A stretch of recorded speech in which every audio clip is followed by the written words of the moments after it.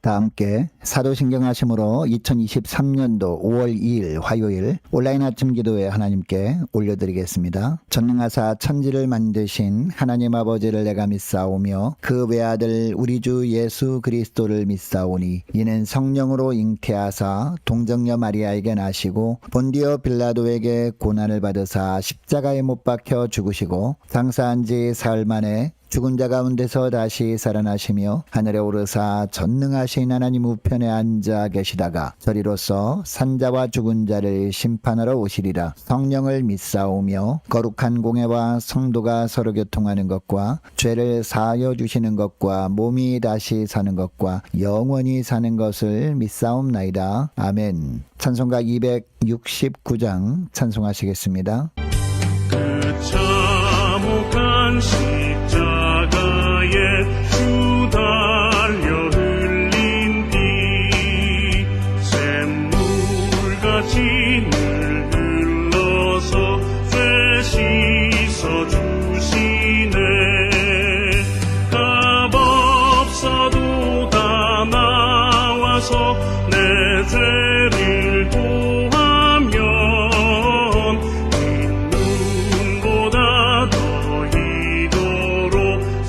성결 얻으리.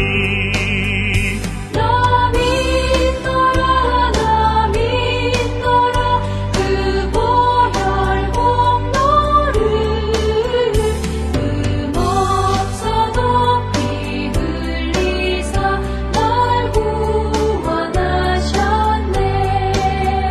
저 유력한 한 근거는 제 죄를 깨달아 죄 없으신 주 예수를 구주로 믿었네. 내 지은 죄 유혹하나 주 예수 믿으면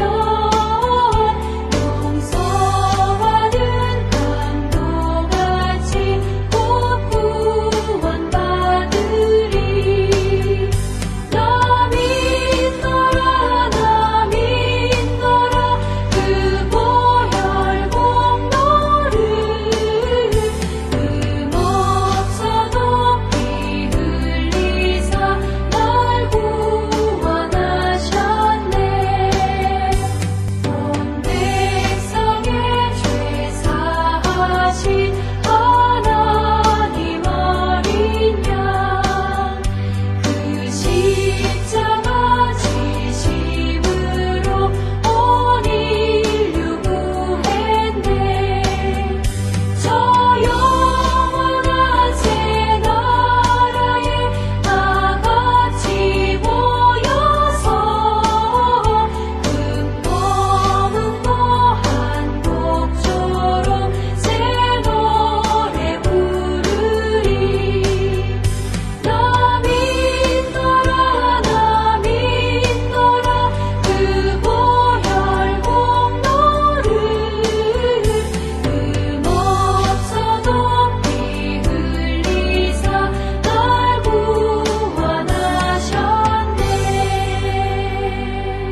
하나님 아버지 감사합니다. 오늘도 또 복된 하루를 허락하시고 오늘 하루도 주님께서 말씀을 통해서 저희들을 새롭게 하시고 승리의 삶을 살게 하시려고 하나님이 아침부터 저희들을 불러주심을 감사합니다. 주님 부르심에 주님의 말씀 앞에 엎드려 싸우리. 주님께서 오늘도 베푸시는 말씀을 통해서 다시 한번 하늘의 은혜와 능력으로 충만하게 채워주셔서 좌로나 우로나 흔들리지 않냐고 주님이 인도하심만 따라 살아가므로 주님이 예비하신 승리의 축복을 누리며 하나님께 영광 돌리는 하루가 되게 하여 주옵소서. 감사드리오며 우리 주 예수 그리스도 이름으로 기도드리옵나이다. 아멘. 자, 이 시간에 하나님이 주시는 말씀은 민수기 19장 1절부터 10절까지 말씀 보겠습니다. 자, 화면을 보시면서 1절부터 함께 합독하시겠습니다. 여호와께서 모세와 아론에게 말씀하여 이르시되 여호와께서 명령하시는 법의 율례를 이제 이르노니 이스라엘 자손에게 일러서 온전하여 흠이 없고 아직 멍에 매지 아니한 붉은 암송아지를 내게로 끌어오게 하고 너는 그것을 제사장 엘르아살에게 줄 것이요 그는 그것을 진영 밖으로 끌어내어서 자기 목전에서 잡게 할 것이며 제사장 엘르아살은 손가락에 그 피를 찍고 그 피를 회막 앞을 향하여 7번 뿌리고 그 암소를 자기 목전에서 불사르게 하되 그 가죽과 고기와 피와 똥을 불사르게 하고 동시에 제사장은 백향목과 우슬초와 홍색실을 가져다가 암송아지를 사르는 불 가운데 던질 것이며 제사장은 자기의 옷을 빨고 물로 몸을 씻은 후에 진영에 들어갈 것이라. 그는 저녁까지 부정하리라. 송아지를 불사른 자도 자기의 옷을 물로 빨고 물로 그 몸을 씻을 것이라. 그도 저녁까지 부정하리라. 이에 정결한 자가 암송아지의 죄를 거두어 진영 밖 정한 곳에 둘지니 이것은 이스라엘 자손 회중을 위하여 간직하였다가 부정을 씻는 물을 위해 간직할지니 그것은 속죄죄니라. 암송아지의 죄를 거둔 자도 자기의 옷을 빨 것이며 저녁까지 부정하리라. 이는 이스라엘 자손과 그 중에 거류하는 외인에게 영원한 율례니라. 아멘.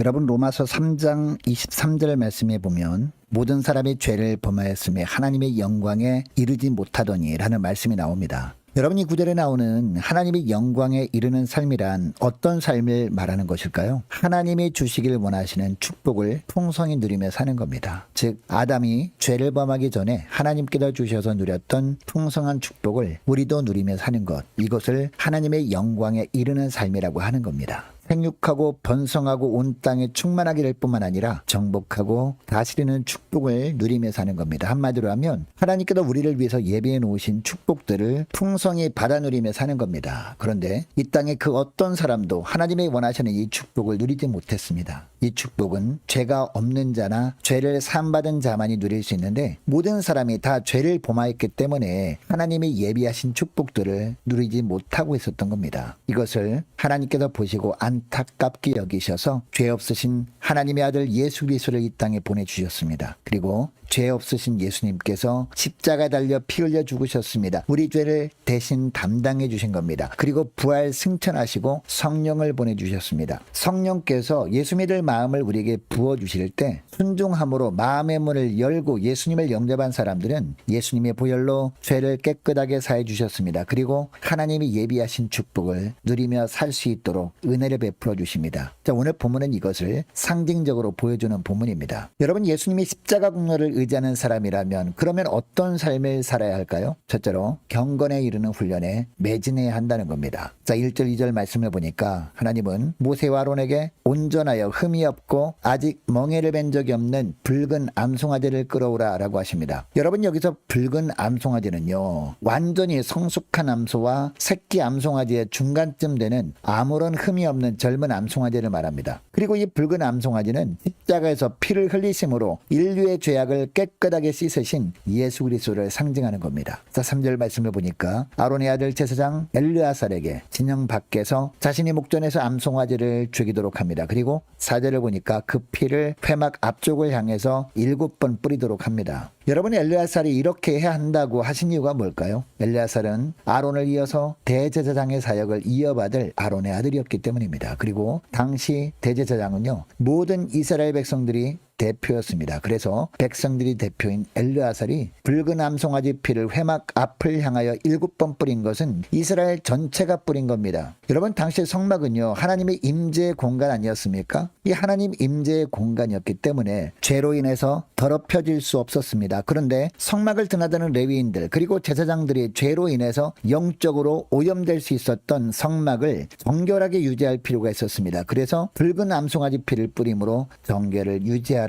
라고 하시는 겁니다. 그래야 정결케 된 성막에 하나님께서 임재하심으로 이스라엘 백성들을 만나주시고 그들에게 필요한 은혜를 베풀어 주실 수 있었던 겁니다. 여러분, 고린도전서 3장 16절 말씀해 보니까 너희가 하나님의 성전인 것과 하나님의 성령이 너희 안에 계시는 것을 알지 못하느냐 라고 하거든요. 예수 믿는 사람들을 성령 하나님의 거하시는 성전이라고 하시는 겁니다. 그런데 거룩하신 하나님은 죄로 오염된 곳에는 임하시지 않습니다. 그래서 하나님은 내가 거룩하니 너희도 거룩하라 라고 하신 겁니다. 여러분, 하나님께서 우리에게 거룩하라 라고 하시는 것은요, 어떤 삶을 살라는 것일까요? 경건에 이르는 훈련을 게을리하지 말라는 겁니다. 여러분, 모세 시대에는 붉은 암송아지 피를 뿌림으로 성막을 정결하게 유지할 수 있었습니다. 이 붉은 암송아지는 오늘날 십자가에 달리신 예수님을 상징하잖아요. 그러므로 오늘날 우리가 성령에 거하는 하나님의 성전으로서 정결함을 유지할 수 있는 유일한 비결은 무엇임을 알게 됩니까? 예수님의 보혈을 뿌리는 것뿐입니다. 우리 심령에. 즉 날마다 말씀과 기도와 함께 주님 앞에 엎드려 회개함으로 말미암아 경건에 이르는 훈련을 늘 함으로 이때마다 주님께서 주님의 보혈로 우리 심령을 씻어 주시도록 하는 겁니다. 이렇게 할 때 우리는 항상 주님께서 부어주시는 신령한 은혜로 체험받고 승리의 삶을 살 수 있게 되는 겁니다. 자, 그리고 둘째로 사망에 이르는 죄악을 멀리해야 한다는 겁니다. 자, 5절 말씀을 계속해서 보면 암소는 제사장이 지켜보는 가운데 가죽과 고기와 피와 똥을 전부 태워야 했습니다. 그리고 6절 말씀을 보니까 백향목, 우슬초, 홍색실도 함께 태워야 한다라고 하고 있습니다. 그리고 7절을 보니까요. 제사에 참석한 제사장과 송아지를 불사른 자는 자기의 옷을 빨고 물로 몸을 씻어야 했고 8절을 보면 이렇게 한 다음에야 그는 진 안으로 들어올 수 있다라고 하십니다. 특별히 7절, 8절 하반절 말씀해 보니까 어떤 말씀이 나옵니까? 저녁까지 부정하리라 라는 문장이 반복되어 나옵니다. 그리고 10절 말씀에도 보니까 암송아지 죄를 거둔 자도 자기의 옷을 빨 것이며 저녁까지 부정하리라 라고 하십니다.